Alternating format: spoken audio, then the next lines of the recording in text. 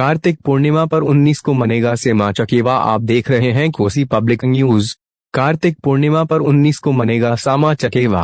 कार्तिक पूर्णिमा पर 19 को मनेगा सामा चकेवा। मिथिला के कोसी क्षेत्र में भाई बहन के अटूट प्रेम का त्योहार शुरू।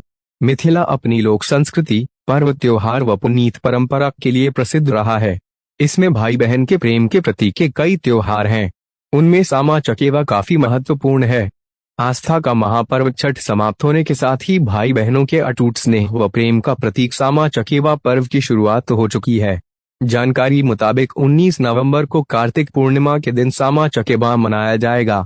इसकी तैयारी छठ पूजा के दूसरे दिन से ही प्रारंभ हो चुकी है। सामा चकेवा की मूर्ति निर्माण में बालिका व नवयुवती पूरी तरह से लग गई हैं। वर्तमान में सामा बनाने में कमी जरूर हुई है।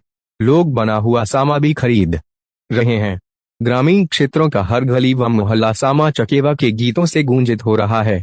पारंपरिक लोक गीतों से गूंजने लगे गांव। मिथिलांचल में भाइयों के कल्याण के लिए बहनें यह पर्व मनाती हैं। इस पर्व की चर्चा पुराणों में भी है। सामा चकेवा पर्व की समाप्ति कार्तिक पूर्णिमा के दिन होती है। पर्व के दौरान बहनें सामा चकेवा, चुगला, सतभैया को चंगेरा में सजाकर पारंपरिक लोक गीतों के जरिए भाइयों के लिए मंगल कामना करती हैं। सामा चकेवा का उत्सव पारंपरिक लोक गीतों से है। संध्या काल में खास तौर पर गांव में तो हे बड़का ब्याह हो, छाउर छाउर छाउर, चुगला कोठी छाउर ब्याह कोठी छाउर व साम चके अबे है, जोतला खेत में बैसी है से लेकर ब्याजी हो युग युग जी हो आदि गीतों व जुमले से काफी मनोरंजन करते हैं। मूर्ति बनाने में जुटे कुम्हार। भाई बहन के प्रेम को दर्शाती लोक पर्व सामा चकेवा की मूर्ति की मांग गांव में विशेष तौर पर रहती है।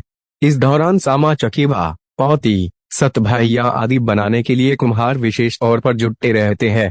सामा चकेवा की मूर्ति बना रहे कारीगर बताते हैं कि अब धीरे धीरे मूर्ति की डिमांड कम होने लगी है। गांव के कई घरों में इस पर्व को लेकर विशेष रुचि नहीं रहती है, लेकिन इस वर्ष मूर्ति की मिट्टी कम होने के बावजूद कारीगर के द्वारा सैकड़ों सामा चकेवा की मूर्ति बनाई गई है, जिसकी कीमत 40-60 रुपए तक है।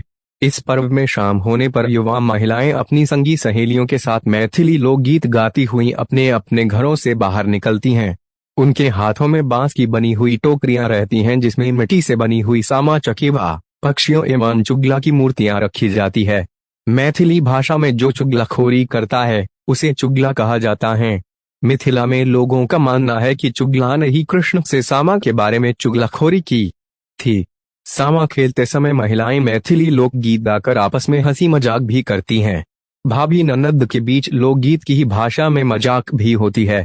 अंत में चुगलाखोर चुगला का मुंह जलाया जाता है और सभी महिलाएं पुनः लोकगीत गाती हुई अपने घर वापस आ जाती है। यह पर्व 8 दिनों तक मनाया जाता है और 9वें दिन बहनें अपने भाइयों को धान की नई फसल की चूड़ा दही खिलाकर सामा चकेवा के मूर्तियों को तालाबों में विसर्जित कर देती हैं। गांवों में तो इसे जोते हुए खेतों में विसर्जित किया जाता है। यह उत्सव मिथिलांचल में भाई बहन के अटूट प्रेम को दर्शा